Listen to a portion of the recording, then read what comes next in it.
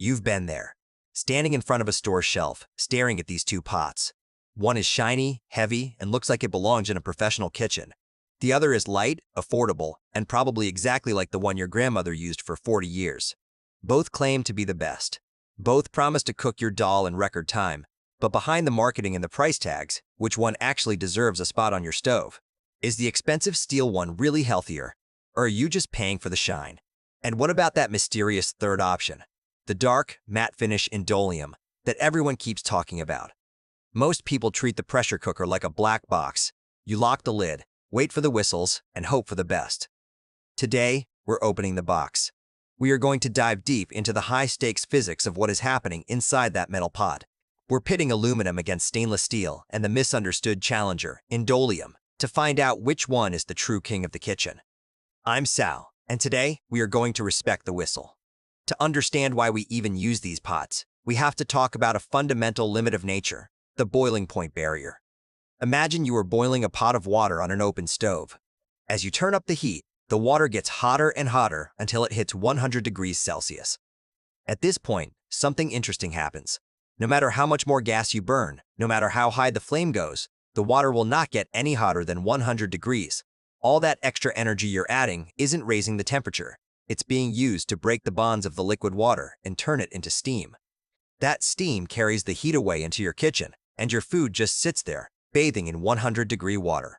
In the world of physics, this is a slow way to cook. Now, let's look at what happens when we lock the lid. By sealing the pot with a heavy lid and a rubber gasket, we are creating an airtight environment. As the water boils, the steam stays trapped. It has nowhere to go. This creates a massive traffic jam of water vapor molecules. These molecules start slamming into each other and against the surface of the water with incredible force. This is what we call pressure. According to a scientific principle called the Gay-Lussac law, pressure and temperature are directly proportional in a closed system. As the pressure of the gas increases, the boiling point of the liquid also increases. Inside a standard modern pressure cooker, the internal pressure rises to about 15 pounds per square inch above the normal atmospheric pressure. At this pressure, the boiling point of water jumps from 100 degrees to roughly 121 degrees Celsius. Now, 21 degrees might not sound like much when you're talking about a furnace, but in your kitchen, it is a massive leap. This higher temperature allows heat to penetrate the food much faster. But it's not just the temperature. Because the steam is under pressure, it is actually forced into the fibers of the food. It's like a microscopic power washer, blasting heat into the center of every grain of rice and every fiber of meat. This dual action of higher temperature and forced steam penetration is why a pressure cooker can cut your cooking time by 70% or more. It's not magic, it's just extreme physics in a pot. Now that we know how the pressure works, let's talk about the cooker. The material your pot is made of changes everything, from how fast your food cooks to how healthy it is for your family. Let's start with the most common one, aluminum. Aluminum has been the king of the Indian kitchen for generations. Why? Because it is a thermal superstar. In the world of metallurgy, we measure how well a material moves heat using a value called thermal conductivity. Aluminum is incredible at this. It heats up almost instantly, and, more importantly, it distributes that heat evenly across the entire base of the pot. This means you don't get hot spots, where your dal burns in the center while the edges are still cold. However, pure aluminum has a dark side. It is a reactive metal. If you are cooking something highly acidic, think of a tamarind-based sambar, a tomato-heavy gravy, or a lemon-infused chicken. The acid actually reacts with the raw aluminum surface. Over time, microscopic amounts of aluminum can leach into your food. While the human body can process small amounts of aluminum, many people are moving away from raw aluminum because of concerns over long-term accumulation. Furthermore, raw aluminum is soft. It dents easily, it stains, and over years of heavy scrubbing, it can develop pitting, those tiny little holes or craters that make the pot look like the surface of the moon. This is where our next contender enters the ring. This brings us to the biggest source of confusion in the kitchen, Indolium. I see this all the time. People see a pot that looks a bit heavier and duller than regular aluminum, and they call it Indolium. Or they see a black, matte finish pot and call it Indolium. Let's set the record straight because this is where the science gets really cool. Indolium, or Hindolium, isn't just a different name for aluminum. It is a specialized alloy. Think of regular aluminum as a standard soldier. Indolium is that same soldier, but wearing a suit of high-tech armor. Manufacturers take aluminum and blend it with small amounts of magnesium, manganese, chromium, and silicon. This creates a metal that is significantly harder and more durable than the cheap, pure aluminum pots sold in local markets. So, when you see those Indolium cookers that look a bit darker or sturdier, you are looking at a metal designed specifically for high-pressure environments. But there is a second level to this: hard-anodization. Most of the Indolium cookers you see today that have a dark gray or black finish have undergone an electrochemical process called anodization. We take that Indolium alloy and give it a bath in an acid solution while passing an electric current through it. This forces the surface of the metal to oxidize in a controlled way, creating a layer that is integrated into the metal itself. This isn't a coating like Teflon that can peel off. It is a molecular change to the surface of the metal. This hard anodized layer is a game changer for 3 reasons. First, it makes the surface harder than stainless steel, so it won't scratch or dent. Second, it makes the aluminum non-reactive. The black layer acts as a permanent shield, so you can cook as much tamarind or tomato as you want without a single atom of aluminum touching your food. And third, it absorbs heat incredibly efficiently. So, if someone tells you that their black cooker is just painted aluminum, you can tell them Sal said otherwise. It's an advanced alloy with a molecularly altered surface. Finally, we have the heavyweight champion of the modern, health-conscious kitchen: stainless steel. Stainless steel is the darling of professional chefs for one primary reason: it is inert. This means it doesn't react with anything.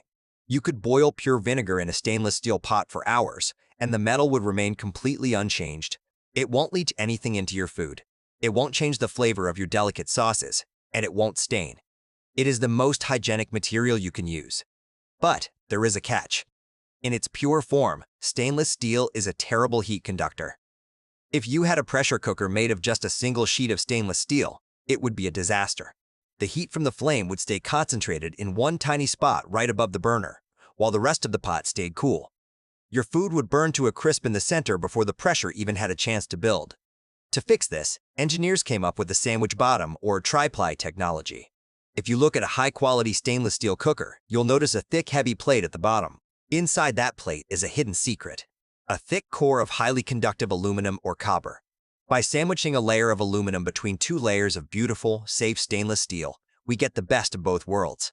We get the even heating of aluminum and the safety and durability of steel. It's a marriage of convenience and health. Now, let's talk about something you might not have considered: the lid. In the world of pressure cookers, there are 2 main camps: the inner lid and the outer lid. The outer lid sits on top of the pot like a hat. It's easy to close, easy to lock, and gives you more room inside the pot for stacking containers. However, it relies entirely on the mechanical lugs or teeth of the lid to stay shut under pressure. The inner lid is different. You have to tilt it and slide it inside the mouth of the pot. It can be a bit tricky to master at first, but from a physics perspective, it is brilliant. Because the lid is wider than the opening, the internal pressure actually pushes the lid upward against the rim. The higher the pressure, the tighter the seal becomes. It is a self-sealing design that is virtually impossible to open while there is still pressure inside. For many, this makes the inner lid the ultimate choice for peace of mind. I hear the critics now: Sal, doesn't that extreme heat kill all the goodness in my food? It's a logical guess, but science says otherwise. Nutritionists have found that pressure cooking is actually one of the healthiest ways to prepare food. Vitamins are destroyed by 2 main things: long exposure to heat and being dissolved in too much water.